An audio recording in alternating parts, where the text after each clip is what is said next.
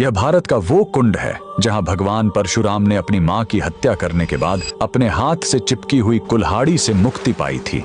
यह कहानी है महान ऋषि जमदग्नि और उनकी पत्नी पतिव्रता रेणुका की। कहते हैं रेणुका हर दिन नदी से कच्चे घड़े में पानी लाती थी और उनके सतीत्व के बल से वह घड़ा टूटता नहीं था। उनके 5 पुत्र थे जिनमें सबसे छोटे थे विष्णु अवतार परशुराम। एक दिन रेणुका ने नदी में कुछ गंधर्वों स्वर्ग के संगीतकार को जल क्रीड़ा करते देखा। उन्हें देखकर एक पल के लिए उनका मन मोह में पड़ गया और उसी क्षण उनके सतीत्व का बल टूटा और कच्चा घड़ा टूट गया। जब वो आश्रम लौटी तो ऋषि जमदग्नि ने अपने योग्य बल से जान लिया कि उनका मन भटक गया था। वो इतने क्रोधित हुए कि उन्होंने अपने पुत्रों को आज्ञा दी, अपनी मां का वध कर दो। जब चारों बड़े भाइयों ने मना कर दिया तो क्रोधित पिता ने उन्हें तुरंत पत्थर बन जाने का श्राप दे दिया। इसके बाद परशुराम ने पिता की आज्ञा को अपना धर्म समझा। उन्होंने भारी मन से अपनी कुल्हाड़ी उठाई और अपनी ही मां का सिर धड़ से अलग कर दिया। उनकी आज्ञाकारिता से प्रसन्न होकर जमदग्नि ने वरदान मांगने को कहा। परशुराम ने तुरंत अपनी मां को फिर से जीवित करने और साथ ही पत्थर बन चुके अपने चारों भाइयों को भी मुक्त करने का वर मांग लिया। सब फिर से जीवित हो गए, मानो कुछ हुआ ही ना हो। लेकिन कहानी यहीं खत्म नहीं हुई।